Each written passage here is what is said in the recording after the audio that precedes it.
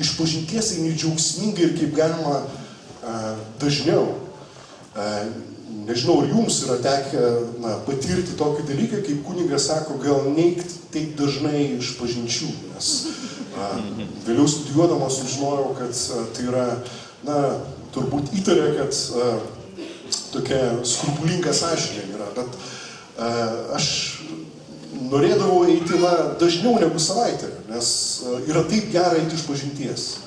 Ir niekaip nesuprantu tų katalikų, kurie laukia Velykinės išpažinties, kad galėtų atstovėti tą 30 žmonių eilę ir prieiti tos privalomos metinės išpažinties, nes susitaikyti su Dievu yra gerai.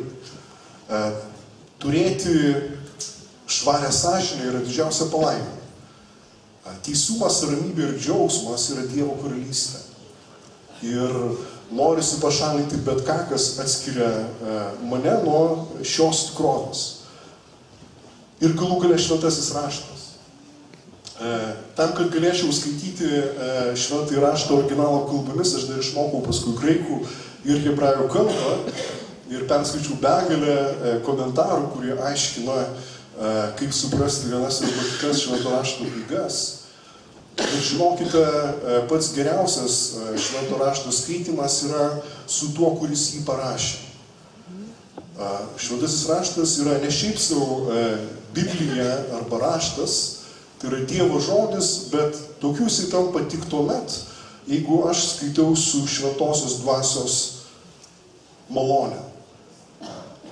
Jeigu aš atsiverčiu prašydamas, kad šventoji dvasia man kalbėtų, ir staiga aš atrandu žodžius, kurie yra būtent man, kurie nėra prieš 2000 metų ir prieš dar seniau parašyti žodžiai kažkam, bet tai yra žodžiai, kurie man negali išeiti iš galvos. Ryte atsikeli ir pirmas dalykas, ko ieškai Magnificat knygelės, kad galėtum paskaityti tos dienos skaitinius, nes jeigu neperskaitai, tai diena nebėra tokia.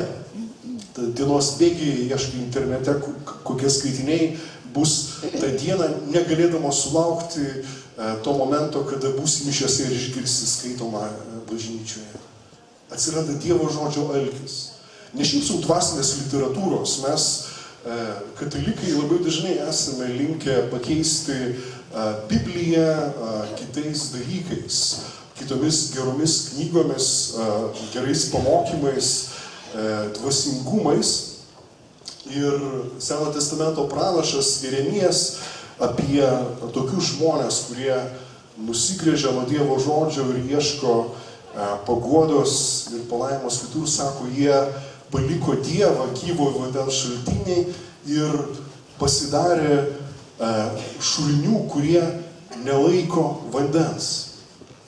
Nes tik tai Dievo žodis yra tas, kuris gali maitinti mūsų sielą. Be abejo, Dievas kalba mus ir per geras knygas, per gerus žmonės, kalba maldoje, bet tas tikrasis ir įprastinis būdas, kurio Dievas nori kalbėti, yra būtent šventasis raštas, Biblija. Penktas dalykas, kuris vyksta su šventosios dvasios naujo išliejimo patyrimu, tai yra nauja meilė bažnyčiai. Ir iš tiesų tai yra pats gražiausias dalykas, kurį tenka matyti įvairiuose susibūrimuose, alfa savaitgaliuose. Tai yra, kada žmonės, kurie prieš tai buvo neturintis nieko bendra, po kurio laiko praleisto drauge, staiga matosi, kad jie nebegali būti vienas be kito. Ir kad jie supranta, jog bažnyčia nėra ritualinės paslaugas teikianti nekilnojamo turto agentūra, į kurią gali kreiptis dėl gražių krikštynų, vestuvių arba laidotuvių. Kažkas jie, tai yra tie, kurie nesu aš, bet gimsta suvokimas, kad aš esu bažnyčia. Tai yra mano šeima, mano broliai, seserys ir man gera su jais būti, aš noriu su jais būti. Ir tada jau nebe esi vienas iš tų, kurie piktinasi blogais kunigais arba netikusiais tikinčiaisiais, bet džiaugiesi, kad jie apskritai yra. Džiaugiesi kiekvienu, kuris ką nors daro dėl tikėjimo, kuris vienu ar kitų būdų tarnauja bažnyčioje. Galų galia atrandi ne tik tai bažnyčia, kuri yra čia, bet bažnyčia, kuri yra danguje. Tai yra visa šventųjų bažnyčia.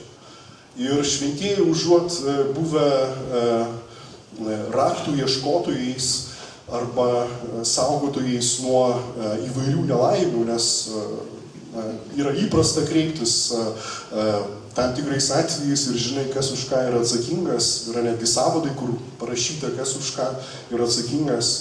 Labiausiai mane nustebino, kad Šventojo Pranciškaus bendražygė Šventoji Klara yra atsakinga už televiziją. Aš galvoju, kaip atrodė tas momentas, kai pranešė, kad Klara, žemėje žmonės išrado tokį dalyką kaip televizorius, ar galėtum prižiūrėti. Buvo ir kitų tokių, kurie gavo darbo už, pavyzdžiui, internetą atsakingas šventasis Izidorius Sivilietis. Turbūt irgi buvo staigmena. Bet tada tas santykis pasikeičia, kad nebegalvoji, kad jie prisimenu juos tik tada, kada noriu kažką iš jų gauti, bet pasirodo, jie buvo labai įdomūs žmonės. Aš pradėjau skaityti šventųjų gyvenimus dėl to, kad jie buvo patys originaliausi žmonės visoje žmonijos istorijoje. Ir ne vienas nepanašus į kitą. Ne vienas nemėgdžiojo kito. Net jeigu sekė kokio nors ordino įkūrėjo pėdomis, kaip jezuitai Ignaco Lojolos arba pranciškonai Šventojo Pranciškaus ar dominikonai Šventojo Dominiko, visi tie, kurie tose pašvęsto gyvenimo bendrijose tapo šventaisiais, jie kiekvienas yra be galo originalūs ir unikalūs. Kodėl? Dėl to, kad šventoji dvasia nekuria klonų. Kiekvienas iš mūsų esame ypatingas.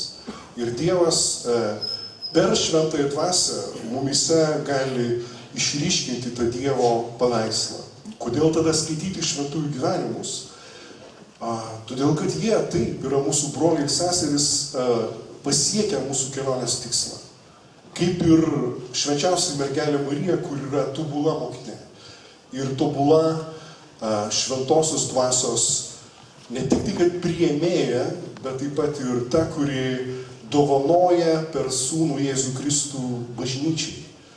Ta, kuri meldėsi kartu su apaštalais ir kitais mokiniais ir moterimis sekminių dieną ir gavo šventosios dvasios dovaną, nes šventoji dvasia yra skirta visiems. Jį priėmė pirmoji, dabar mes galime gauti visi. Šeštas dalykas, egzotiškas dalykas yra vadinamosios charizmos. Bet čia tik tai pasakysiu tokį dalyką, kad man labiausiai patinka tie žmonės, kurie yra be galo apdovanoti įvairiomis Dievo dovanomis ir malonėmis, bet to nesupranta. Tikrai, mes turime įvairius charizmų sąrašus. Ten yra ir kalbų dovana, kalbų aiškinimas, išgydymo dovana, stebuklų darymas. Ten yra dovana vadovauti, dovana šelpti, dovana mokyti, dovana paštalauti, dovana pranašauti. Bet gražiausia man yra tada, kada kas nors pranašauja arba sako išminties arba pažinimo žodį ir to nesupranta. Nes tai, kas jam rūpi, tai ne turėti tų dovanų, bet tarnauti bendruomeniai, tarnauti bažnyčiai. Ir tada, kada mes pasiekiame savo galimybių ribą, ir Dievas mato, kad mes daugiau nesugebėsime, Dievas prideda, Dievas duoda dar, Dievas suteikia tokias dovanas, kurių mes net neįsivaizdavome galėsime turėti. Aš tikrai niekada negalvojau, kad kada nors stovėsiu prieš tokią auditoriją kaip dabar, nes mokykloje, užuotėjęs atsakinėti prieš klasę, aš bevelydavau sėdėti suolį ir sakyti, kad nieko nemoku, nes didžiausias nemalonumas buvo būti kitų žmonių matomam ir kalbėti viešai. Ir sakiau, niekada nebūsiu kaip mama pedagogas, geriau kuo nors kitų. Dievas mėgsta humorą. Dievas sakė, kad tu taip manai, o gal pabandom. Ir štai jau dabar pagrindinis mano darbas yra dėstyti universitete ir dar daugybę metų žurnalistikoje, radijoje ir televizijoje. Tikrai Dievas sakė, kad šis žmogus nenori viešumos, o gal pabandom. Ir gera matyti daugybę kitų atvejų, kur atrodo tie, kurie iš prigimties tikrai nėra apdovanoti daryti tokius darbus, jie tokius darbus daro. Ir kodėl yra tai gerai? Dėl to, kad garbė už tai yra ne žmogui. Ne dėl to, kad aš esu toks puikus ir geras. Aš žinau, kad aš toks nesu. Kad visa tai, kas yra gera manyje, tai yra Dievo malonė veikianti mano gyvenimą. Ir jūsų gyvenimą. 7 dalykas yra gydymas ir išlaisvinimas. Ir labai dažnai mes tikėjime susitelkdavom tik tai tokius dalykus kaip nuodėmė ir nuodėmių atleidimas, bet pasekmės likdavo. Ir mes tokie sužeisti gyvendavom, jausdami to sužeistumo pasekmes, kartais žalodami kitus. Ir žinoma, galima kreiptis šiaip pas daktarus, galima kreiptis pas psichologus, bet yra kažkas labai giliai mumyse, kas būna sužeista ir mes niekam to negalime parodyti, netgi nesuprantame. Tai vienas iš nuostabių ir gražių šventosios dvasios veikimo būdų dabartinėje bažnyčioje, tai yra išgydymo ir išlaisvinimo tarnystė. Keista, kad dar prieš 14 metų to viso nebuvo. Mes kažkaip galėjome gyventi ir be to, aišku, gyvenimas nebuvo toksai lengvas ir nebuvo tiek daug galimybių, bet dabar mes turime galimybę daugybę programų, daugybę grupių, kurios rūpinasi tuo, kad mes gytume. Gydymas nėra savitikslis. Galima atrasti netgi pašaukimą nuolatos gydytis arba nuolatos ieškoti išlaisvinimo. Tikslas yra tai, kad mes taptume kaip Paulius tame pačiame laiške Efeziečiams sako, kad Dievo žmogus taptų tobulas ir pasiruošęs bet kuriam geram darbui. Kad mes būtume tokie, kurie galėtume rūpintis kitais ir tarnauti dėl kitų. Ir 8 dalykas yra ypatingas veikimas tarp žmonių, kurie netaisyklingai lietuviškai vadinami pasauliečiais. Ir pasakysiu kodėl.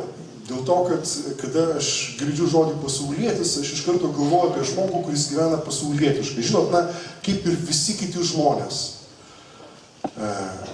Tik skirtumas tas, kad jis dar sekmadienį eina į bažnyčią ir praktikuoja sakramentus. Ir ilgą laiką iki Antrojo Vatikano susirinkimo, kur viskas pasikeitė, kuris buvo tas susirinkimas, kuriame įvyko naujosios sekminės, kuriuose buvo prašoma, kad šventoji dvasia viską pakeistų, buvo galvojama taip, kad viskas ateina iš viršaus į apačią. Tai yra, pirmiausiai sugalvoja Dievas, tada jisai pasako popiežiui, popiežius parašo laišką vyskupams ir kardinolams, vyskupai perduoda kunigams ir tada jau parapijose prasideda veikla. O iki to laiko nereikia nieko daryti, reikia sėdėti ir laukti, kol ateis koks nors nurodymas iš aukščiau.